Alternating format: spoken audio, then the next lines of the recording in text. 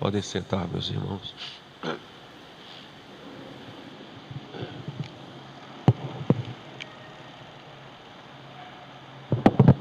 A alegria que tiveram os pastores quando Jesus nasceu, eles foi anunciado que em Belém, cidade de Davi, nasceu o Salvador, o Cristo Senhor.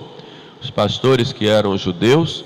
Esta alegria nós hoje sentimos, representados pelos magos que se encheram de alegria ao verem aquela estrela no Oriente e se puseram a caminho para contemplar e adorar o Deus e o grande Rei, o Deus que se fez homem, o grande Rei. Esta alegria é nossa, porque nós somos representados por eles, porque Cristo veio para todos os povos, não só para o povo hebreu, o seu povo escolhido, mas nós agora formamos parte de seu povo, uma nação santa, somos também o seu povo escolhido, regenerados pela água do batismo e guiados pelo Espírito Santo em nossas vidas. Assim, nós hoje nos alegramos, a solenidade da Epifania, que significa manifestação da glória, é motivo para nós de grande entusiasmo, de grande alegria. Sou cristão pela graça de Deus, sigo a Jesus, sou filho de Deus, participante da vida divina, unido a Cristo pela graça e também sou herdeiro do céu. Este é o grande anúncio que a igreja faz para todos os povos e faz para cada um de nós no dia de hoje. Vejamos então como foi recebido Jesus. Nós podemos observar aí 3 classes de pessoas que receberam Jesus, ali nesse texto que acabamos de ouvir.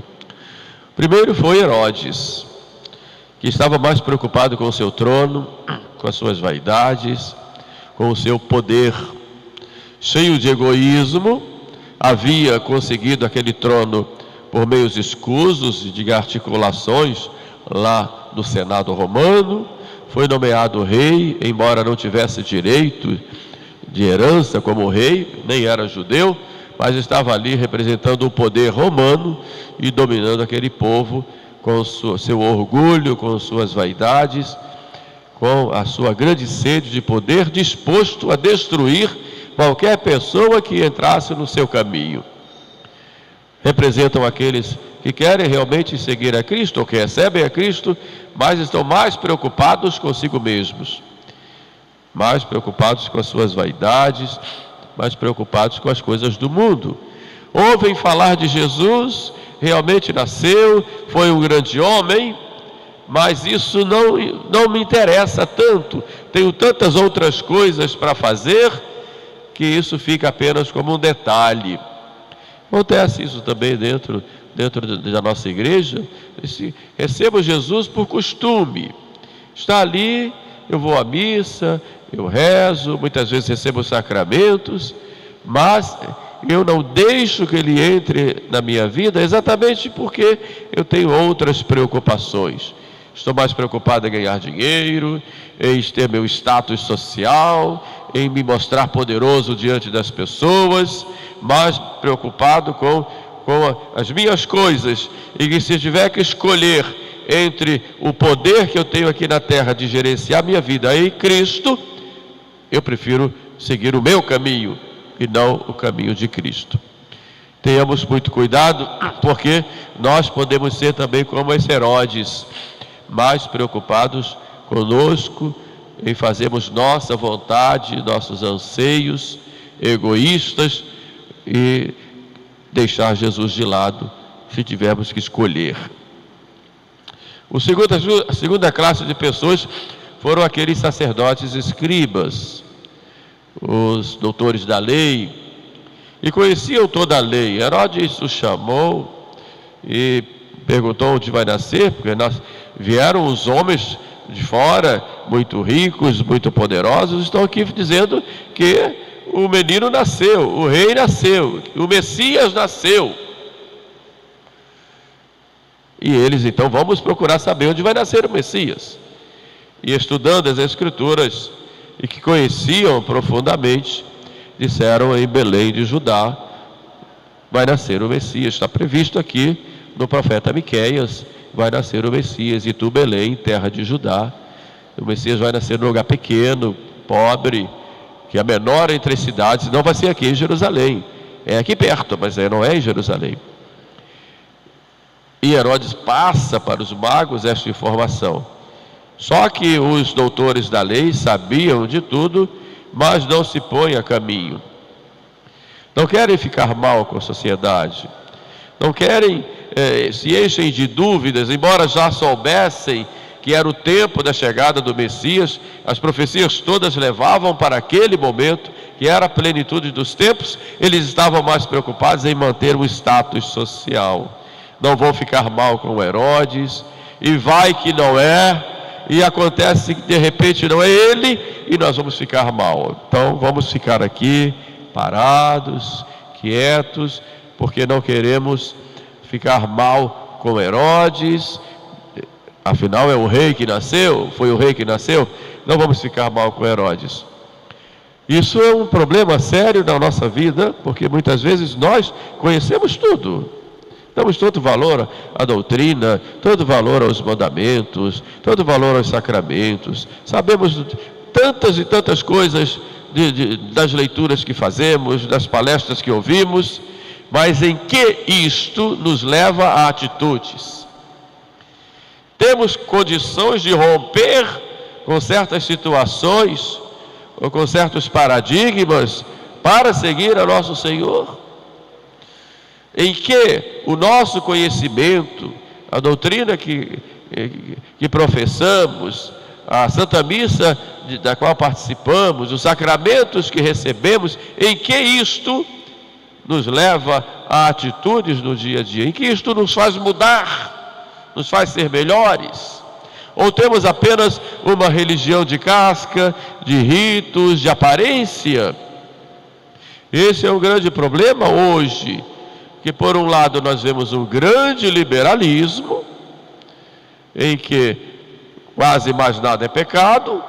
Por outro lado vemos muitos escrúpulos, mas no meio dos dois nós vemos aí uma busca de uma religião formal apenas, e que não muda a nossa postura de cristãos.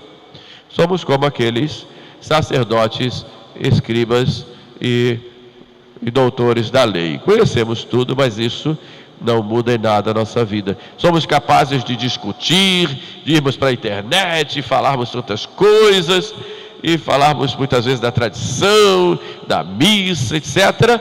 Mas isso muda a nossa vida, o nosso modo de agir, muda no nosso relacionamento familiar, muda na nossa postura como cristãos.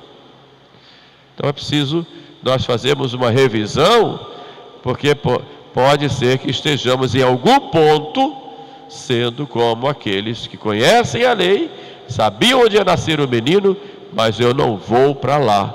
Eu prefiro ficar aqui no meu cantinho, prefiro ficar bem com todo mundo, sobretudo com aqueles que são os grandes deste mundo, porque não quero perder a minha posição, perder o meu status, perder aquilo que eu acho que é importante para mim, que não é evidentemente Cristo. A terceira classe de pessoas que tomaram conhecimento, a igreja nos apresenta aí por São Mateus, aqueles magos que vieram de longe, que não tiveram contato com os anjos como tiveram os pastores, não tiveram contato profundo com a lei como tinham lá os sacerdotes, escribas e doutores da lei, embora conhecessem também algumas profecias, que não tiveram contato com o povo como Herodes, que estava lá, via, queria agradar todo mundo, mandou até fazer um templo para agradar os judeus. Não, eram pessoas de longe, vieram de longe, e se puseram a caminho guiados por uma estrela, inspirados pela graça, se puseram a caminho. Não mediram esforços, quando certamente foram objetos de zombaria, de chacota. Vocês vão seguir uma estrela? Tantos gastos, dromedários, camelos, um séquito, toda uma estrutura para uma viagem longa e difícil, no sol escaldante do dia e no frio da noite, dormindo em tendas e levando todo esse aparato, cada um da sua região, em busca de um anúncio de uma estrela. Meu Deus, que disposição, que generosidade, que coragem para irem contra aquilo que aparentemente seria o melhor, seria mais cômodo. Eles foram. Ficam olhando os homens modernos, como tem dificuldade para seguir a Cristo, como tem dificuldade para romper com maus costumes, com más situações, e até romper com certo desejo de estarem bem com todos, de serem politicamente corretos. Como é difícil essa ruptura. Como é mais fácil ficarmos no nosso comodismo, dizendo, eu professo a minha fé aqui dentro e acabou, mas isso não muda nada a minha vida. Aqueles homens foram.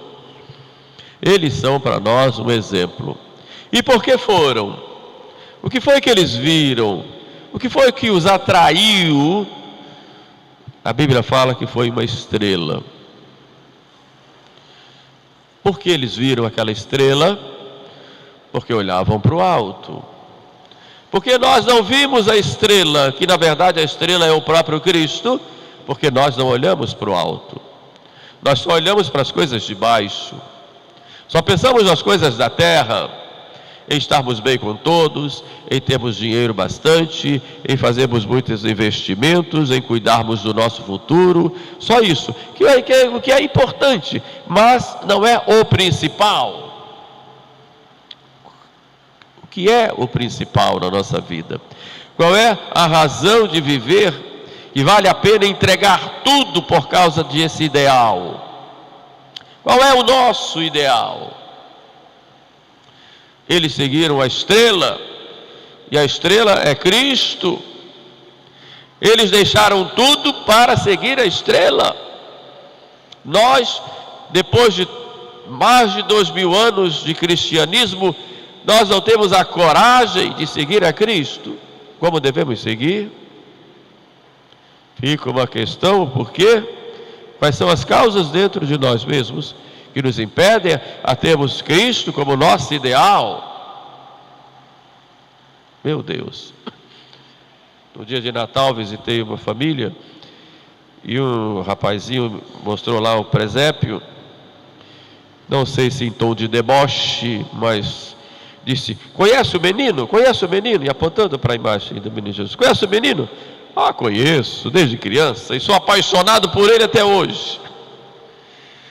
Essa paixão, no bom sentido, nós devemos ter por nosso Senhor, que nos atrai. Meu viver é Cristo, diz São Paulo. Já não sou eu quem vivo, mas é Cristo quem vive em mim. Meu Deus, será que o nosso viver é Cristo? Ou temos um coração dividido?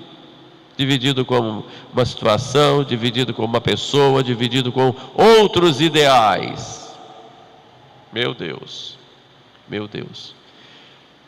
Não caiamos na vaidade de usarmos a nossa fé para aparecermos diante dos homens. Eles saíram e foram atrás de Cristo. Não medamos esforços para ir buscar nosso Senhor. Não medamos esforços.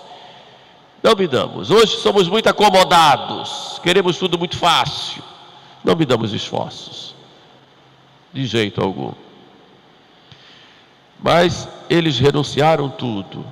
E aí nós vemos a segunda virtude deles. Deixaram tudo. Suas coisas, suas situações, suas famílias, e foram atrás de Cristo. Às vezes há momentos da vida em que temos que fazer escolhas, e são muitos momentos. Escolhemos a Cristo, Ele é o centro e a razão de viver. Para aqueles magos foi, e eles saíram, escolheram nosso Senhor e foram. Depois, chegando a Belém, eles contemplaram o menino com Maria, sua mãe, e é claro, se contemplamos a Jesus, contemplamos sempre com a mãe, e prostrando-se o adoraram, ajoelhando-se o adoraram. Nós temos Jesus hoje na Eucaristia. Contemplamos Jesus escondido sob os véus eucarísticos de pão e de vinho, mas está ali. Que cuidado nós temos com a Eucaristia, que zelo, que amor, que sentido de adoração, de respeito pelo sagrado. Vamos ou não? Deixamos que Ele entre em nossa vida para nos unirmos a Ele ou não? E eles se prostraram e o adoraram. E aí há um terceiro ponto, e já vamos partindo para o final dessa homilia. Eles, avisados em sonho que não fossem por Herodes poderia até matá-los, eles voltaram para os seus países por outro caminho. Quem conhece a Cristo, quem contempla a Cristo, deve ir por outro caminho. Não o caminho do mundo, mas o caminho outro, uma nova postura. Nós precisamos restaurar os costumes cristãos de novo na sociedade. O maior meio de combatermos o mal do mundo é nós buscarmos viver o cristianismo em plenitude e restaurarmos os costumes cristãos. O costume da oração diária, oração em família, rezar de manhã quando acorda, rezar à noite antes de se deitar, rezar o terço diariamente, rezar antes das refeições, sem ter respeito humano, onde você estiver. O costume de passar por uma igreja e se benzer, podendo entrar, fazer um pouco de adoração. Esse costume, digamos, paralitúrgico, que devemos fazer todos os dias. Mas também os costumes do nosso modo de vestir, com modéstia, sobretudo as mulheres nesse tempo de verão, vistam-se com modéstia e vistam-se como mulheres, uma veste feminina, elegante, bonita, mas que agrada ao Senhor, e não serão objeto de desejos para os homens, que muitas vezes pecam pelos olhos por culpa das mulheres que andam mal vestidas, embora eles também tenham sua culpa própria. Então, procurem vestir-se com modéstia. Os homens também, né? O homem ficar sem camisa, isso não pode. Modéstia. O corpo é templo do Espírito Santo. Está muito quente, pelo amor de Deus. Não venha com essa história de ser muito quente, porque senão o purgatório é mais quente que isso. Vamos suportar isso com paciência, sem ficar reclamando, né? Vamos vestir com modéstia, né? Até em casa. Em casa a pessoa fica mais livre, mas não vão às últimas consequências, por favor, né? Com modéstia. Modéstia no modo de falar com as pessoas, com respeito, com educação. São costumes cristãos que se perderam. Com caridade, falando coisas boas. Jamais um cristão deve abrir a boca para falar uma palavra de baixo escalão, de jeito nenhum. De contar piadas imorais, de fazer brincadeiras com pecados contra a castidade, de contar piadas envolvendo as coisas santas, de jeito algum. São costumes cristãos, de ter boas conversas, bons diálogos, coisas que edifiquem, que construam, das relações sociais. Como vão se divertir? Procurem divertimentos sadios, nada que possa levar ao erro, ao pecado. Procurem ambientes bons, não ambientes pervertidos. O cuidado maior no uso das redes sociais, para não ser ali um ambiente de vaidades, mas um ambiente em que procure ter bons relacionamentos e procure aprender e construir, não para aparecer como numa praça pública, se colocar no pedestal e todo mundo vê que eu sou o melhor, mas como algo de contribuir e também receber alguma contribuição. Nos namoros, procure ter um namoro santo. E namoro santo não é só namoro onde não há pecado contra a castidade, também, mas namoro santo é um namoro que seja realmente um tempo de conhecimento mútuo, de companheirismo, para que haja ali as trocas de ideias e de costumes, e que haja uma influência boa de um para com o outro, na compreensão, na alegria, no perdão, no conhecimento mútuo, como disse, para que os dois possam crescer e, se for da vontade de Deus, possam ter um casamento santo, de acordo com a lei de Deus. Procure ter um matrimônio santo, um matrimônio que seja de acordo com a lei de Deus, buscando dar-se mutuamente, dar-se e receber mutuamente num consórcio de toda a vida, para o crescimento dos dois na santidade e para ser exemplo na sociedade e para gerarem filhos para a glória de Deus e para a salvação. São costumes cristãos que nós vamos perdendo na nossa sociedade, e além de outros, aqui eu não vou me estender mais, e que são necessários. Assim nós combateremos o mal, combateremos tudo aquilo que é contra o reino social de Cristo, procurando nos restaurar em Cristo, seguirmos outro caminho, como que seguiram os magos, que é o caminho de Cristo, transformados pela graça. É um programa que temos que restaurar na sociedade, de novo, os costumes cristãos, os valores cristãos que se perderam, inclusive nos nossos meios católicos, pois o liberalismo entrou na sociedade e entrou também na igreja. E, infelizmente, muita gente faz o erro sem saber, e muita gente se perde e deixa de seguir a Cristo, porque o que importa é viver como a maioria vive. Aprendamos dos magos. Eles nos ensinam, nos dão um tapa, muitas vezes, dizendo: vocês receberam tantas coisas e nós precisamos vir de longe para mostrar para vocês o que é a verdade. Quantas vezes pode acontecer conosco também.